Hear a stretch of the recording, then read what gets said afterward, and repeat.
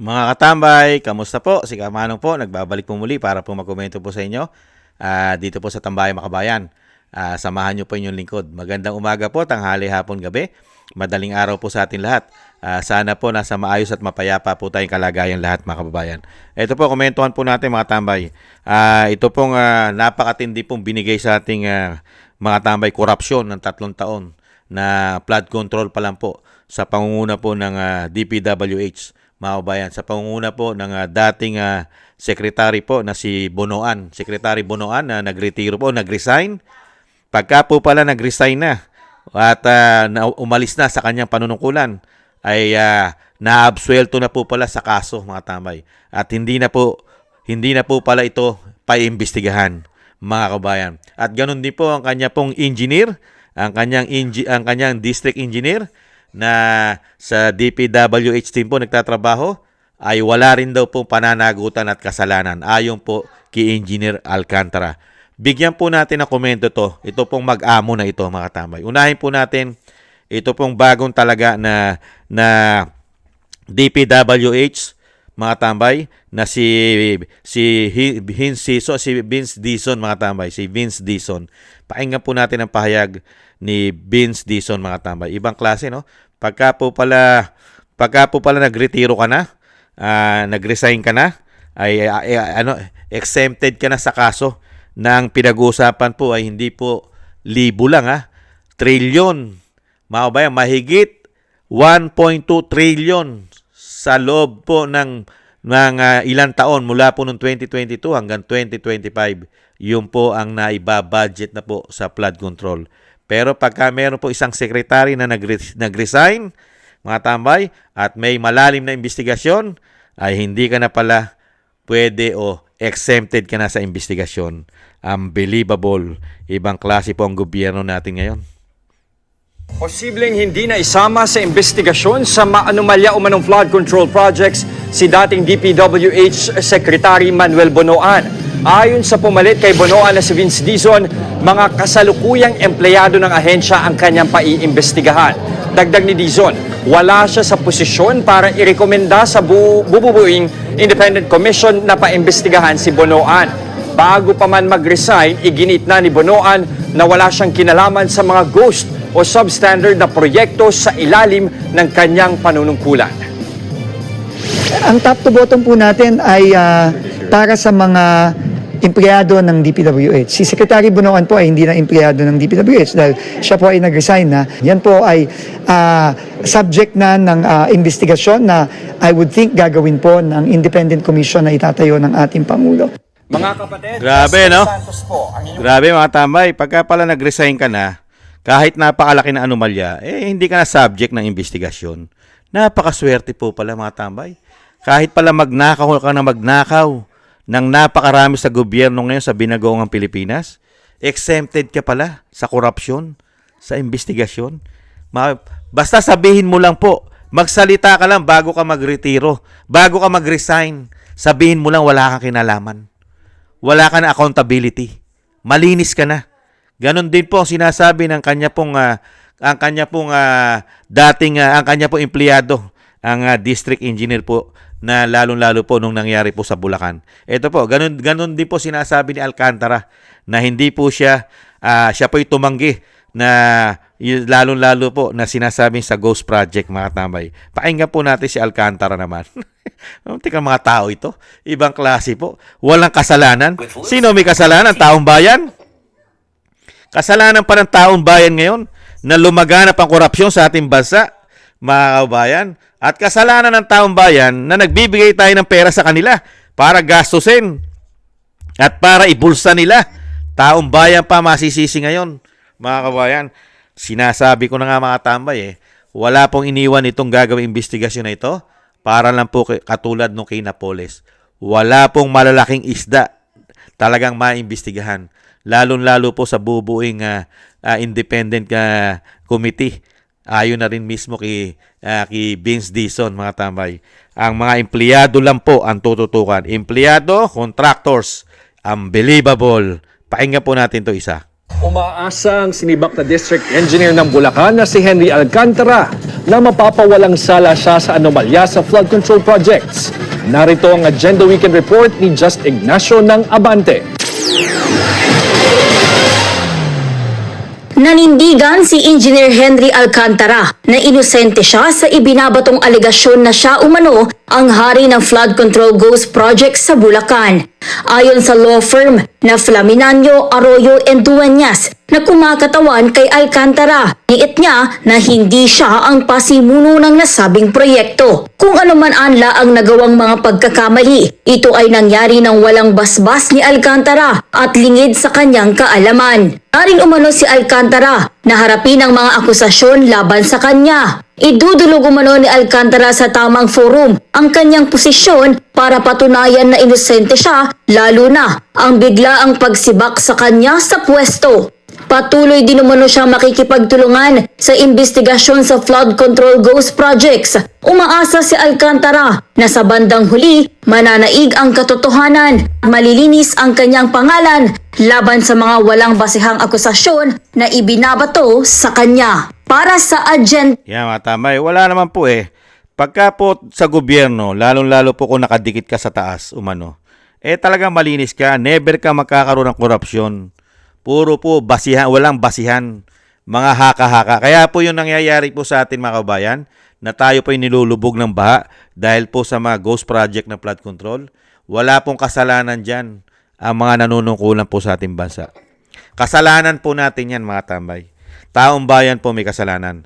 Lahat po, katulad po nito, si Secretary Bonoan po, ng dating Secretary ng DPWH, ay hindi na po kasama sa investigasyon. Dahil nga po, ayon po sa kanya bago po siya magretiro, mga tambay, o mag-resign, ay wala siyang kinalaman, wala siyang accountability. Siya po kasi ay hindi po lumalabas ng opisina niya. Hindi. Magmula po nung siya po yung nanungkulan, noong 2022, hanggang ngayon po, nung siya ay mag-resign, ay hindi po siya lumalabas ng opisina. Hindi po siya. Kaya wala po siyang kaalam-alam. Wala siyang alam. Malinis po siya. Yan din po ang paliwanag ng bagong secretary po ng DPWH na si Vince Dizon, mga tambay. At ganyan din po ang kanyang tauhan, ang kanyang bata. Ang kanyang tauhan na si Engineer Alcantara, mga kabayan. Wala rin po siyang kinalaman at hindi niya alam ang mga proyekto katulad po ng mga ghost project po sa panunungkulan po niya nung siya po yung district engineer sa Bulacan. No. Mga wala pong kasalanan ito. Mga malilinis pong tao ito, mga kabayan. Ni hindi man lang po ito iba-background check, hindi man lang po ito titingnan ng mga SALN, hindi man lang po titingnan ng kanilang tinatawag na yung lifestyle check. Walang ganon. Hindi po uso yan sa kanila. Ni hindi man lang sabihin ay papa-lifestyle check ang mga demonyong ito, umano. Iba background check ang ari-arian at kayamanan nito kung gaano kalaki ang iniyaman nito magmula nung maging district engineer at magmula nung maging DPWH secretary. Walang lifestyle check. Wala. Hindi uso. Basta magre-release ka lang ng salita, ng comment na malinis ka at wala kang kinalaman sa akusasyon, lalong-lalo sa proyekto na mga palpak at nagkabaha-baha. Katulad po ni Alcantara, parehas po ng kanyang amo. Malilinis.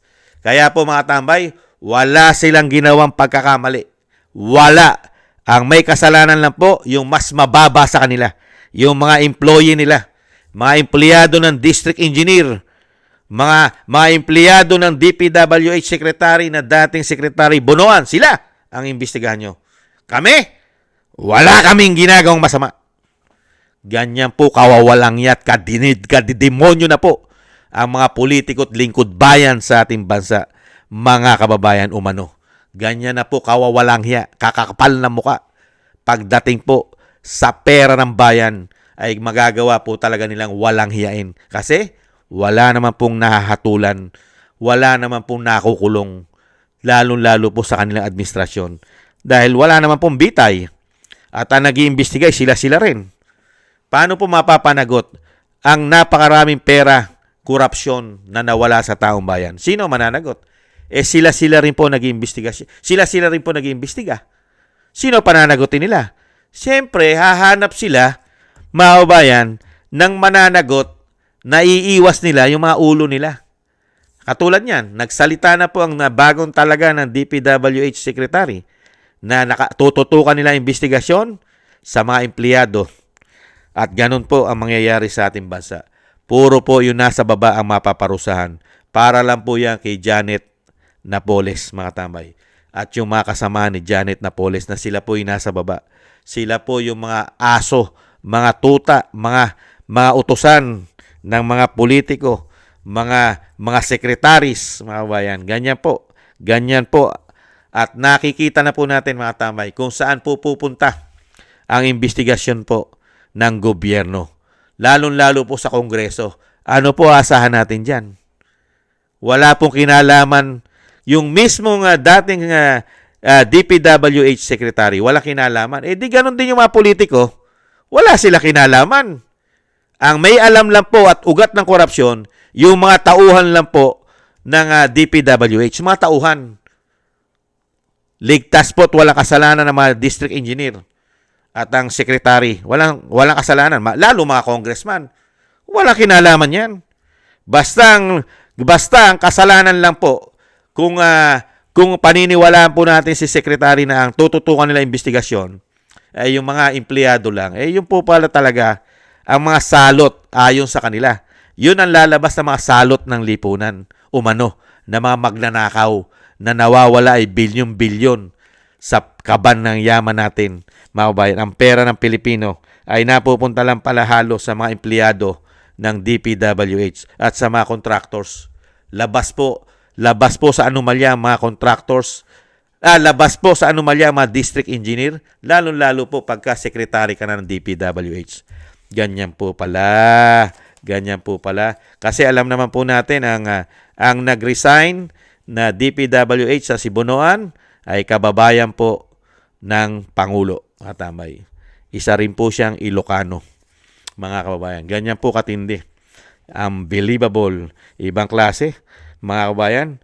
Hindi man lang yung ulitin ko po, hindi man lang nagpabalat bunga o sinasabing bago natin paniwalaan itong si District Engineer Alcantara, bago natin paniwalaan si Bonoan, si dating Secretary Bonoan, lifestyle check muna natin yan. Di ba? Imbestigahan muna natin ang kayamanan at ari-arian yan. Hindi po ba? Imbestigahan natin ang mga ari-arian at pera niya sa ibang bansa. Kung gaano kalaki inilaki. Lalong-lalo rin itong engineer na alam naman natin na hindi naman yata ito sobrang yaman nung siya po'y maging engineer ng DPWH. Di ba? Talagang ganun Panahon naman yan. Panahon nila ngayon Pero pagka dumating na po na hindi na po nila panahon at meron pong tatayo po na gawan po ng katarungan at talagang bigyan ng katarungan ang ginawang mga kademonyohan at kawalangyan sa ating pera at yung ginawa po nila kawalangyan sa mga Pilipino na buhay ng mga Pilipino ang naiaalay dyan at nadidisgrasya sa mga ginagawa nilang mga proyekto na puro palpak halos. Tayo ang nadidisgrasya, nalulunod tayo, napeperwisyo tayo. Pero pagka sa kanila, wala silang pananagutan. Sana may dumating po ang panahon na may tumayo naman pong bagong Pangulo na sila naman po ang usigin, mga kababayan. Kasi ngayon, wala po pala tayong kapag-apag-asa pagka sila po ang magbibigay na katarungan sa nangyari po nakapalpakan ng gobyerno nila. Nada pala. Muli po mga tambay, thank you po. Sana gusto po ng ating tambayang makabayan sa YouTube at TikTok. At ganun din po sa mga nagsusubscribe po. Thank you po sa inyo. Maraming salamat po. At sa mga subscribers po natin, maraming salamat din po. Sa mga nagko-comment, like, share, and subscribe. Maraming salamat din po mga tambay. Thank you po sa inyo. At siyempre po mga kabayan, sa mga nagbibigay po ng biyaya, tulong po sa inyo pong lingkod. Shoutout po sa inyo lahat. Maraming salamat po sa inyo mga kabayan. Thank you po. At syempre po yung dasal po natin at panalangin. Sama po natin ang pamilya Duterte, ang Vice President na maingatan po sana. Ganon din po ang dating Pangulong Duterte, maingatan po. Madugtungan pa po ang kanyang buhay at kalakasan at makauwi na po sa lalong mabilis sa ating bansa mga kabayan. Maraming salamat po sa mga dasal at panalangin. At syempre po yung tayo rin po mga tambay, ay mag-ingat, magdasal na tayo po'y maingatan at ang ating buong sambahanan. Thank you po. Musa muli po. Paalam. Bye-bye.